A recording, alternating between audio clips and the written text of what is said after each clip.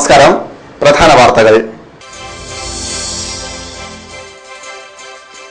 ക്ഷീര കർഷക മേഖലയിലെ പ്രതിസന്ധി. സെപ്റ്റംബർ 20-ന് കർഷകർ സമര പ്രഖ്യാപനം നടത്തും.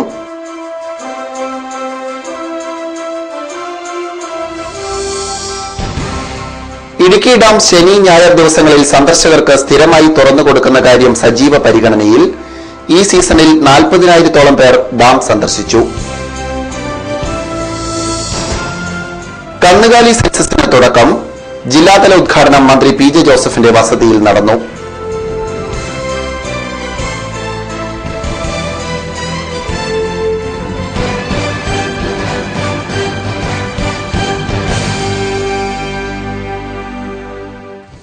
വാർത്തകൾ വിശദമായി.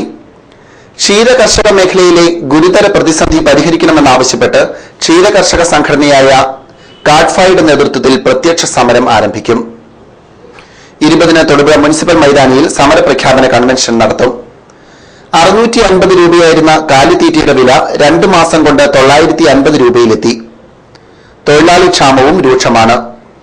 ഈ രംഗത്തെ പ്രതിസന്ധി മൂലം സമീപകാലത്ത് കടന്നുവന്ന ഒട്ടനവധി സംരംഭകർ പിൻവാങ്ങിയതായി സംഘടനയുടെ പ്രസിഡന്റ് സെബാസ്റ്റ്യൻ തുരുത്തുപള്ളി പറഞ്ഞു. ക്ഷീരകർഷകരുടെ സംരക്ഷകരെന്ന് അവകാശപ്പെടുന്ന മിൽമയുടെ ഫീഡ് ഫാക്ടറിയിലും പ്ലാന്റുകൾ അടച്ചിട്ടുകൊണ്ട് SKM എന്ന് പറയുന്ന പ്രൈവറ്റ് കമ്പനിയുടെ ഉൽപാദനം വളരെ ആസൂത്രിതമായി നിർത്തിവെച്ചുകൊണ്ട് KSനെ കൊണ്ട് വില വർദ്ധിപ്പിക്കുകയാണ് ഉണ്ടായത്.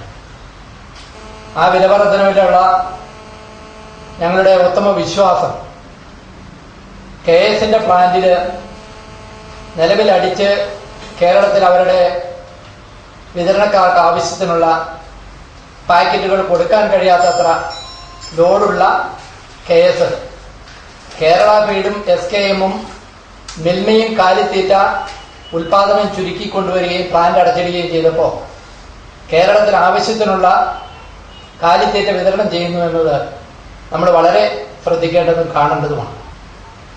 ഈ പ്ലാന്റുകൾ അടച്ചിട്ടു എന്ന് പറയുന്ന പ്ലാന്റുകളിൽ KSന് വേണ്ടി കാലിത്തീറ്റ അടിക്കുന്നു എന്ന് ഞങ്ങൾ ബലമായി സംശയിക്കുന്നു.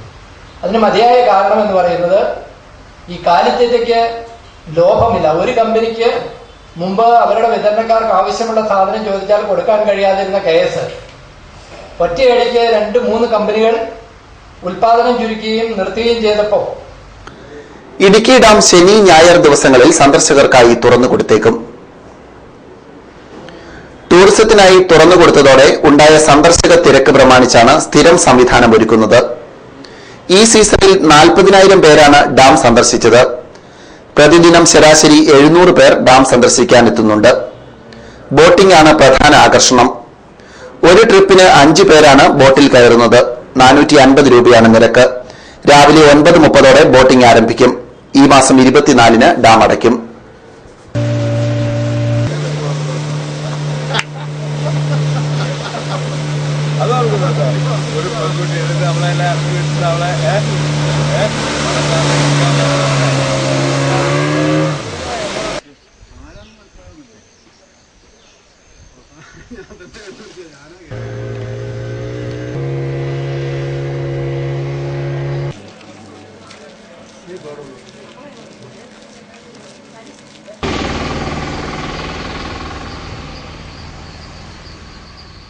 റോഡിൽ നിന്ന് കളഞ്ഞു കിട്ടിയ 2.5 പവൻ സ്വർണ്ണ കൈച്ചെയിൻ ഉടമയെ കണ്ടെത്തി നൽകിയ ഓട്ടോ ഡ്രൈവർ മാതൃകയായി.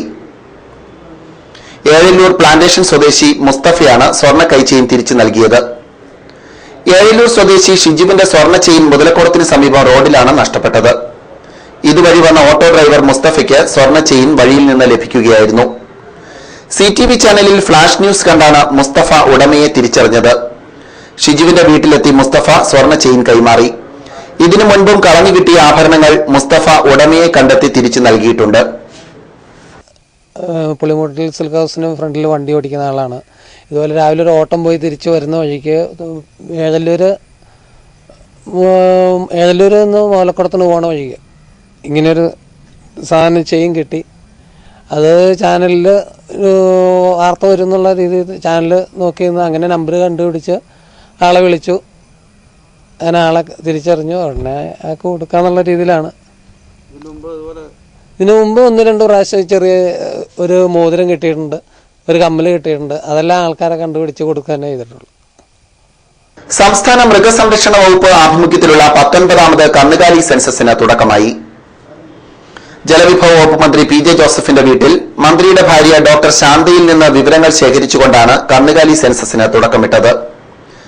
പുറപ്പുഴ ഗ്രാമപഞ്ചായത്ത് പ്രസിഡന്റ് റെനീഷ് മാത്യു സെൻസസ് ഉദ്ഘാടനം ചെയ്തു.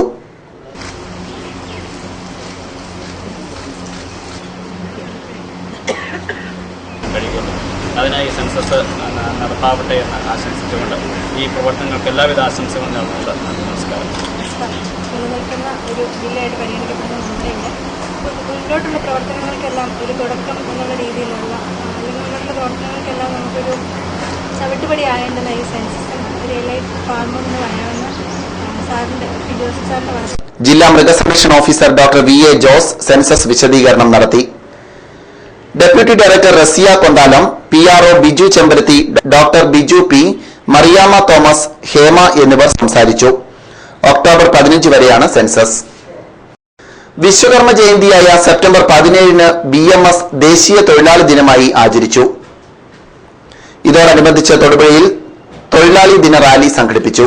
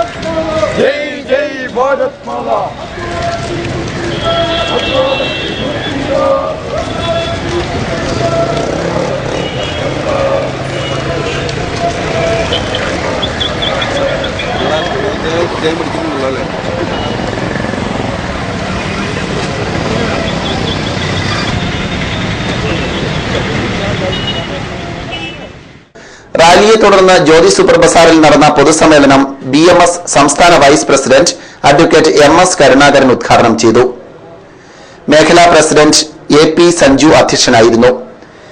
K Jayan, advocate MS Vinayaraj, KR Vijayan, KP Balan, OS Sirajuddin എന്നിവർ സംസാരിച്ചു. യോടനുബന്ധിച്ച് ഒരു സെമിനാറിൽ പങ്കെടുത്തുകൊണ്ട് മുണ്ടേ സിംഗ് അലുവാലിയ എന്ന സാമ്പത്തിക വിദഗ്ധൻ നമ്മുടെ നാടിന്റെ സാമ്പത്തിക കാര്യങ്ങൾക്ക് ഇന്ത്യൻ പ്രധാനമന്ത്രിക്ക് പോലും ഉപദേശം നൽകുന്ന വിദഗ്ധൻ കേരളത്തിന്റെ ബഹുമാന്യനായ മുഖ്യമന്ത്രിയുടെ സാന്നിധ്യത്തിൽ നമ്മുടെ മുമ്പിൽ ഒരു നിർദ്ദേശം വയ്ക്കുകയുണ്ടായി. ഒരുപക്ഷെ നിങ്ങൾ അതൊക്കെ ദൃശ്യമാധ്യമത്തിൽ കൂടി കണ്ടു കാണും. നിങ്ങളൊന്നും കൃഷി ചെയ്യേണ്ട, കൃഷി ലാഭകരമല്ല, അതുകൊണ്ട് കൂടുതൽ ലാഭമുണ്ടാക്കുന്ന മറ്റ് സംരംഭങ്ങളിലേക്ക് പോകണമെന്ന് കേരളത്തിലെ കർഷകരെ ഉപദേശിച്ചത് നമ്മുടെ നാടിനെ സാമ്പത്തികമായി നയിക്കുന്ന അതിപ്രാധാന്യമുള്ള വ്യക്തിയാണ്. മഹാത്മാഗാന്ധി ദേശീയ ഗ്രാമീണ തൊഴിലുറപ്പ് പദ്ധതിയിൽ 200 രൂപ കൂലിയും 150 തൊഴിൽ ദിനങ്ങളുമാക്കുന്നതിന് കേന്ദ്ര ഗവൺമെന്റ് തത്വത്തിൽ തീരുമാനിക്കുകയും പ്രാബല്യത്തിൽ വരുത്തുന്നതിന് ആവശ്യമായ നടപടികളുമായി മുന്നോട്ടു പോകുകയും ചെയ്യുമ്പോൾ CPM സംഘടനകൾ സമരവുമായി രംഗത്തിറങ്ങുന്നത് അപഹാസ്യമാണെന്ന് PT തോമസ് MP പറഞ്ഞു. തങ്ങൾ സമരം ചെയ്തിട്ടാണ് ഇത് നടപ്പാക്കുന്നതെന്ന് വരുത്തി തീർക്കുന്നതിനുള്ള കുൽസിത ശ്രമമാണ് CPM നടത്തുന്നതെന്ന് MP പറഞ്ഞു. ചില്ലറ വ്യാപാര രംഗത്ത് 51% വിദേശ നിക്ഷേപം പ്രഖ്യാപിച്ച കേന്ദ്ര സർക്കാർ നടപടി പിൻവലിക്കണമെന്നാവശ്യപ്പെട്ട് വ്യാപാരി വ്യവസായി ഏകോപന സമിതി ഇടുക്കി ജില്ലാ കമ്മിറ്റി നേതൃത്വത്തിൽ വണ്ടിപ്പെരിയാർ ടൗൺ പോസ്റ്റ് ഓഫീസിലേക്ക് മാർച്ച് നടത്തും. ഭാരത് ബന്ദിന് പിന്തുണയർപ്പിച്ച് 20-നാണ് മാർച്ച് നടക്കുന്നതെന്ന് ജില്ലാ പ്രസിഡന്റ് മാരിയിൽ കൃഷ്ണൻ നായർ അറിയിച്ചു.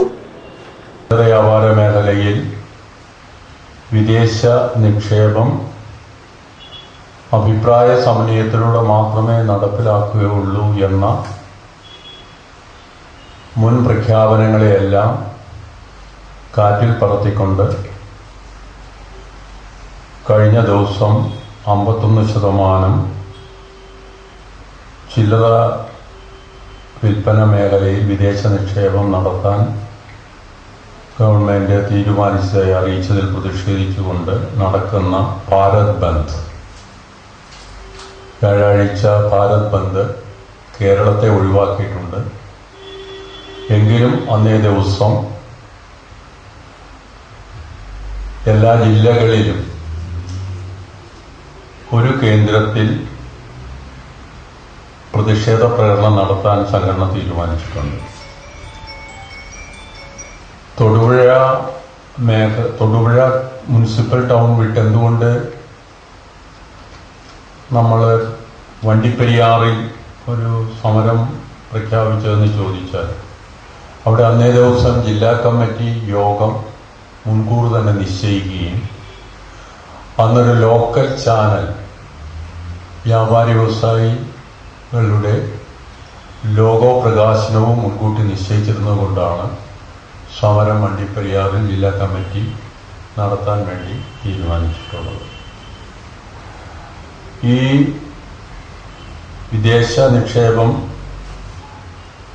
കേരളത്തിൽ നടപ്പിലാക്കില്ല എന്നുള്ളതാണ് കേരള സർക്കാരിന് വേണ്ടി മുഖ്യമന്ത്രി ഇത് സംബന്ധിച്ച പ്രഖ്യാപനം വന്നപ്പോൾ വിശദീകരിച്ചിട്ടുള്ളത്. ഇടുക്കി ജില്ലാ ചെസ് അസോസിയേഷൻ സംഘടിപ്പിച്ച സംസ്ഥാന ഓപ്പൺ ചെസ് ചാമ്പ്യൻഷിപ്പ് സമാപിച്ചു.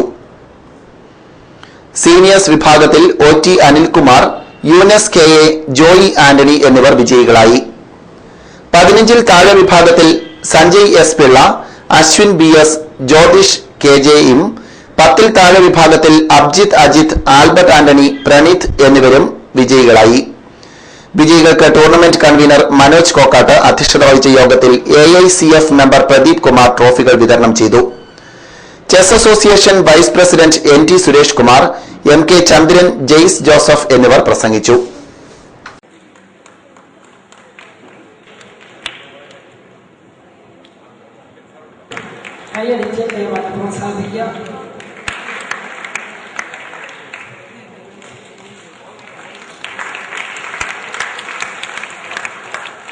ദേശീയ സൈക്കിൾ ദിനത്തോടനുബന്ധിച്ച് എനർജി കൺസർവേഷൻ സൊസൈറ്റിയും കായിക യുവജന വകുപ്പും ചേർന്ന് ജില്ലയിലെ ഹൈസ്കൂൾ, ഹയർ സെക്കൻഡറി വിദ്യാർത്ഥികൾക്കായി എനർജി ക്വിസ്, പ്രഭാഷണ മത്സരം എന്നിവ നടത്തും. 19-ന് ഉച്ചയ്ക്ക് ശേഷം 3-ന് തൊടുപുഴ ന്യൂമാൻ കോളേജിലാണ് മത്സരങ്ങൾ. ഒരു സ്കൂളിൽ നിന്നും ഒരിനത്തിൽ 4 പേർക്ക് വീതം പങ്കെടുക്കാം. രജിസ്ട്രേഷൻ ഉച്ചയ്ക്ക് 2-ന് ആരംഭിക്കും. പ്രധാന വാർത്തകൾ ഒരിക്കൽ കൂടി.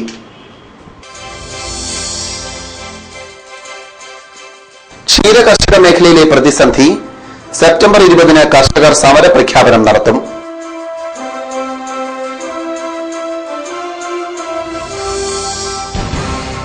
ഇടുക്കി ഡാം ശനി, ഞായർ ദിവസങ്ങളിൽ സന്ദർശകർക്ക് സ്ഥിരമായി തുറന്നുകൊടുക്കുന്ന കാര്യം സജീവ പരിഗണനയിൽ.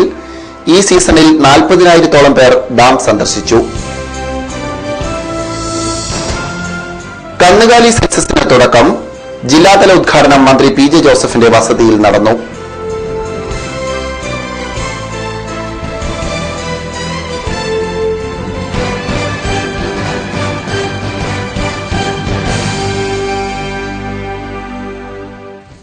ഇതോടെ വാർത്താ ബുള്ളറ്റിൻ സമാപിക്കുന്നു. നമസ്കാരം.